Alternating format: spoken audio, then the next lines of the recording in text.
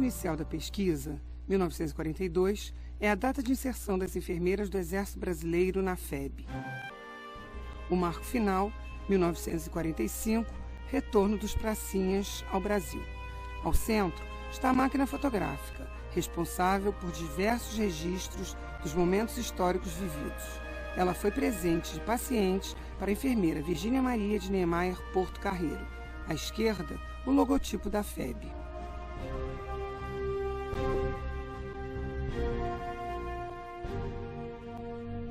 Diziam no Brasil que era mais fácil a cobra fumar do que a FEB embarcar. A FEB embarcou e a cobra efetivamente fumou.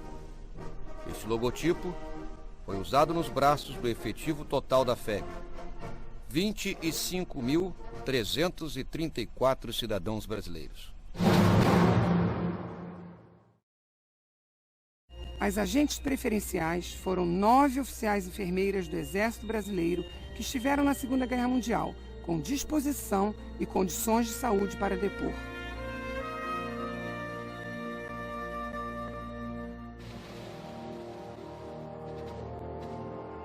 Foi durante a Era Vargas, que durou de 1930 a 1945, que aconteceram os fatos contidos nessa pesquisa. Esse depoimento do Marechal Levi Cardoso relata as dificuldades encontradas. Nossas tropas eram organizadas no modelo francês. Para o Marechal Mascarenhas, foi uma grande dificuldade a instrução do pessoal. Havia diversidade do material bélico americano que iríamos usar e não estávamos habituados. Usávamos armamento alemão. Precisávamos aprender e nos adaptarmos rapidamente às novidades. Marechal Levi Cardoso. A base militar de sustentação do governo Vargas. Esse depoimento do general Jonas demonstra as relações dos militares com Vargas, muito bem definidas por Carvalho, como sendo de namoro, lua de mel e divórcio. Nessa época, os presidentes das repúblicas, Argentina, Paraguai, Bolívia, Venezuela, eram generais. Assim era o ambiente sul-americano, mas nós tínhamos um presidente civil, que era Getúlio. Os militares, como em todo o continente, tinham grande importância. Interessavam-se pelo destino da nação. Pensavam em Brasil pátria, em resolver os problemas sociais. Como o exército espalha-se pelo país todo, tinha e tem um grande sentimento de patriotismo, de nação unida e íntegra.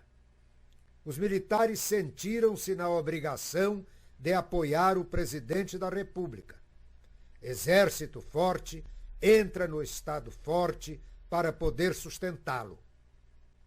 Porque o Estado não poderia ser forte se sua principal força de sustentação fosse fraca ou contra o governo.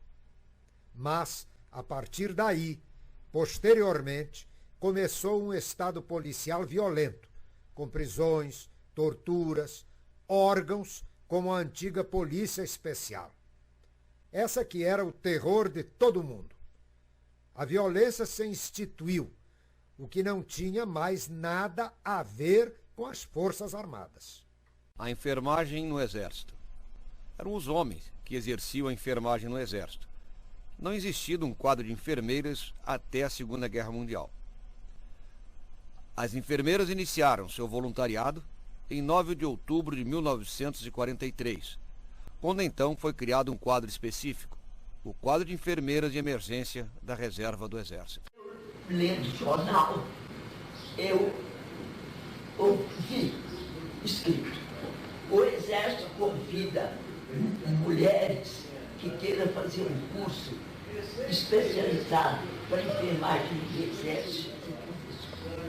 Eu fui fazer um curso de enfermagem, porque eu sempre tinha vontade de ajudar alguém, ajudar o próximo.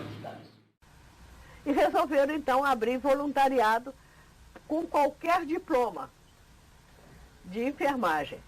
Quer dizer, qualquer treinamento de enfermagem seria aceito aqui no Exército. O regime militar não é nenhum bicho de sete cabeças. Se você tem uma formação educacional rígida, você vive muito bem no regime militar, porque as normas militares nada mais são do que as normas de boa educação. Você não entra na casa de ninguém sem pedir licença. E a maneira de pedir a licença é bater na continência. De forma que quem teve uma formação básica, familiar, pesada como eu tive, não tem problema de adaptação dentro do Exército. O nosso primeiro período de treinamento foi muito difícil, porque nós tínhamos que estar às 7 horas no HCE. E até triagem. Ali nós fomos distribuídas nas diversas enfermarias e até meio-dia, 1 hora no máximo, e vínhamos para as aulas teóricas. Depois dessas aulas, nós íamos para Fortaleza de São João, Escola de Educação Física do Exército, para ginástica, Ordem Unida, natação, e ali fazíamos também não só a ginástica, como também o preparo para a guerra. Eram cordas, pórticos para passar, que aquilo tudo tem as fotografias para analisar. Rastejar. Arranhava tudo, o cotovelo aqui, não tinha problema. Enfrentávamos qualquer situação, qualquer coisa. Serviu. Me deu resistência, me deu conhecimento das coisas. Nessa foto especificamente que está na sua mão, em que ela está lavando um uniforme, né, de verão, como era esse improviso aí de lavar essa roupinha? Vocês vão achar um pouquinho engraçado. A gente não usava essa lata em nenhuma lata nem bacia. A nossa bacia eterna era o capacete. É grande, não dava para lavar roupa, dava para lavar o pé, dava para lavar o rosto, dava para tudo. Era o capacete. E era o que nós usávamos, né? Mais que tudo. A dona Santinha, que Deus a tenha, porque ela já morreu há muito tempo, era a esposa do general Dutra. Mas acho que ela mandava mais do que ele, que era ministro da guerra. Que naquele tempo falava ministro da guerra. Então, eu não sei o que elas pensavam que, porque ia para a guerra, não precisava nada para as enfermeiras, não tinha porquê. Nesse bolo estava também Dona Darcy Vargas. Ela era também, era mais ou menos a comandante. Aí, a comandante.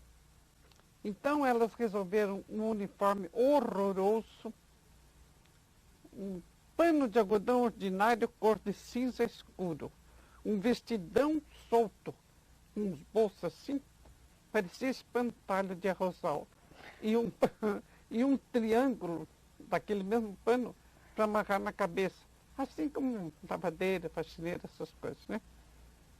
Então, era horrível, simplesmente horrível. A primeira vez que eu vesti, eu tinha vontade de morrer. Tão feio que era aquele uniforme. Aí, por sorte, o então Coronel Marcos Porto, que era o nosso comandante e que viu o desastre, conversou lá com o Marechal e falaram com o Jean Clark e tal. Então, eles nos deram os uniformes das enfermeiras americanas, uniformes só de trabalho.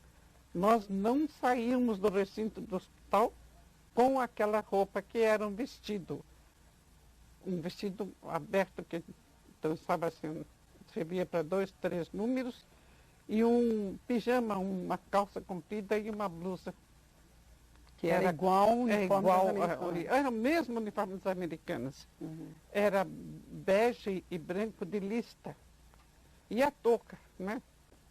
E também o sapato, muito bonito, sapato marrom, muito bom. Porque o que nós tínhamos, ai, que tristeza, é bom nem falar. É como o uniforme dos soldados, coitados.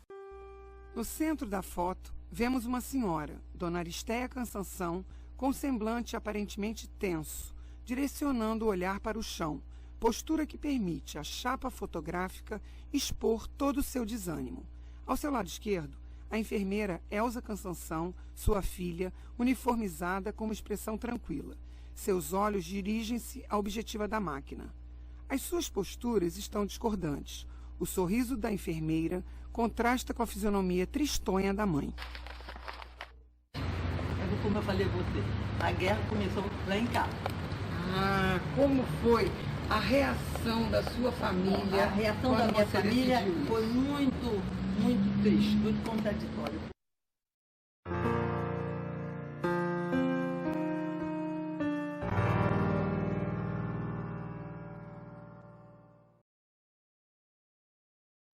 Quando o Brasil começou esse movimento todo, e eu, terminando o curso, achei que eu tinha a obrigação de me apresentar, por isso eu estava fazendo um curso para ir para a guerra, quando li o Globo Voluntariado. Ou então juntei todos os documentos, não conversei com ninguém, porque se conversasse não podia, né? E me apresentei na diretoria de saúde do Exército. À noite, o Globo publicou o nome das que se apresentaram, uns elogiando, outros achando que eu não devia, que era uma ingratidão com todos que me queriam bem. E assim eu fui bombardeada a noite toda, até que minha mãe chorou muito. E meu pai, que era um militar de brio, disse, não, ela se apresentou, não perguntou, agora ela tem que ir. O pai apoiou. E a mamãe se debulhou em lágrimas, né? E tudo ela fez para ver se eu era reprovada, né? Mas eu passei em tudo, que é a idade, isso tudo, né? Mas quando fui à inspeção de saúde, o médico na policlínica nem me examinou. E eu disse assim, reprovada. E eu cheguei em casa e eu fui reprovada, mas ele não me examinou. Meu pai aí se fardou, foi lá para saber, para me levar a médico, para tratamento. Ele disse, não, foi um pedido do gabinete do general Mendes de Moraes.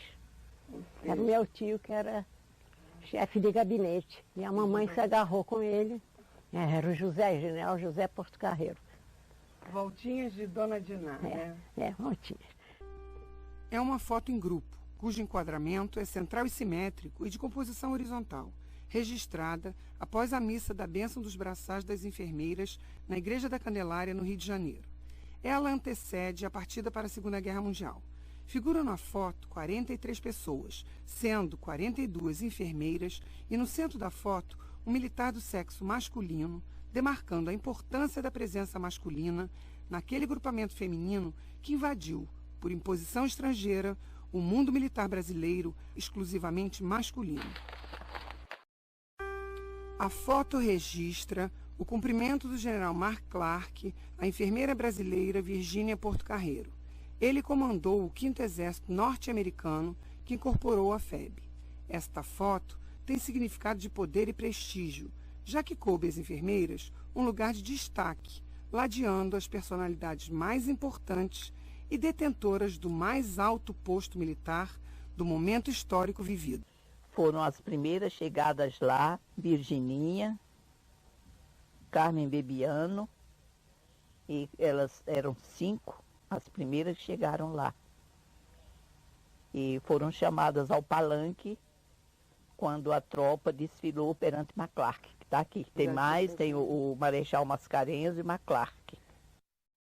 Trabalhamos então nas barracas, as enfermarias eram barracas pré-fabricadas, mas com relativo conforto. Nós tínhamos estufas na época do frio ali, para aquecer, né? Porque o frio de lá não era brincadeira. E esse mundo de neve aqui, que era um tormento, é difícil acreditar, eu sei. Mas eu dormia com o cabo de vassoura assim do lado daquela caminha, ia caindo a neve, ia caindo a barraca assim até chegar no rosto. Aí a gente dava uma chuçada para a neve cair dos lados e dormia mais um pouco. Então muito, muito, muito penoso, muito difícil. Mas a mocidade é aquela beleza, né? Aguenta tudo, né? Este cotidiano das enfermeiras pode ser visualizado mentalmente ao se imaginar um ser humano vivendo em um país de clima tropical, empreendendo mudança brusca de vida, indo trabalhar em equipe multiprofissional estrangeira, no espaço físico da Itália, em um conflito mundial, submetido a um clima adverso, suportando a neve, chuva de gelo, sem vestimenta adequada. Locomovi por 11 hospitais, né? Porque quando avançava a tropa, nós avançávamos também.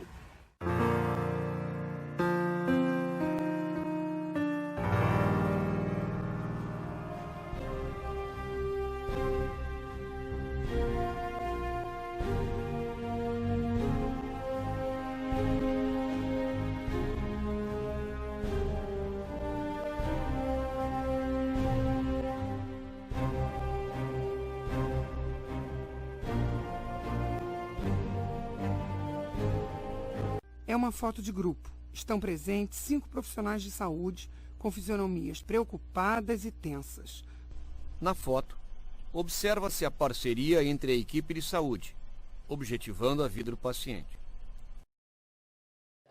O trabalho era muito maior, principalmente o trabalho moral. Porque o homem, quando chegava no nosso hospital, ele já sabia que eu estava cego. Ele já sabia que eu estava sem um braço, que eu estou sem uma mão, sem uma perna.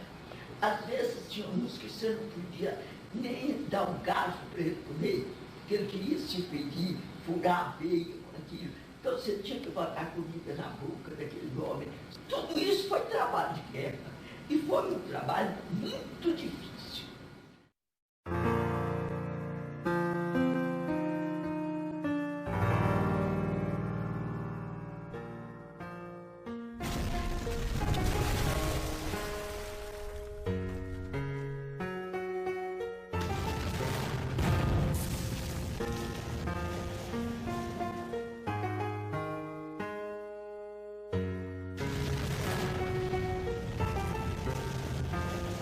Os médicos e enfermeiras dos hospitais de campanha eram pessoas as mais dedicadas que podiam existir.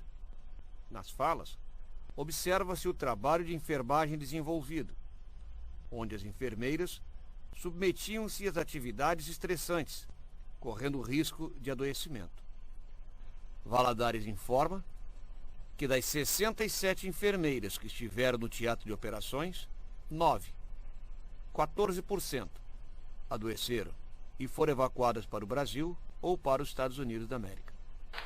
O texto fotográfico tem como cenário o interior de uma aeronave. Estão presentes 10 pessoas. A figura central é a enfermeira do Serviço de Saúde do Transporte Aéreo, Lenalda, segurando o braço de um doente. O de voo, para trabalhar, era esse uniforme aqui. Sabe, tinha doente desde baixo até 18 andares, 18 padiolas, 20.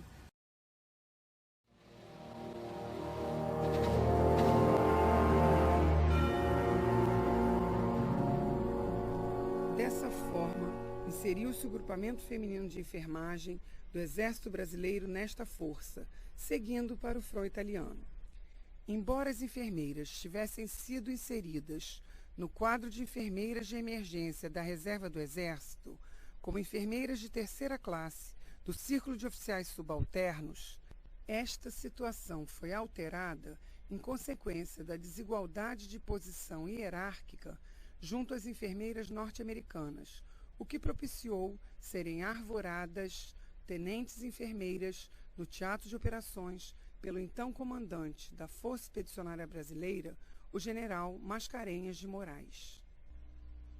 Foram utilizadas no estudo imagens fotográficas articuladas aos depoimentos orais com grande potencial de permanência e comunicação social. O arquivo iconográfico disponível pelo Exército Brasileiro nos possibilita enxergar o conflito.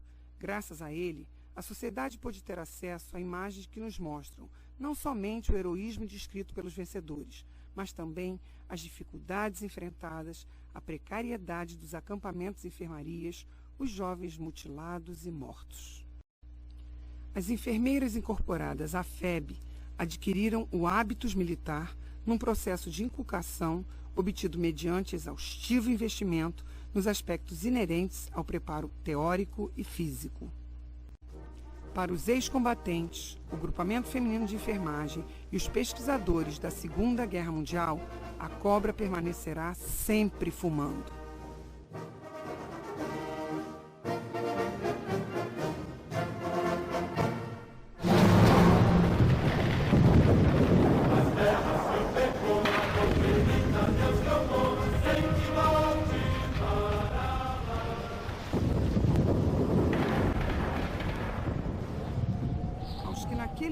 enquanto fizeram esta prece, lutando contra a opressão e dominação, registramos nosso respeito, admiração e reconhecimento.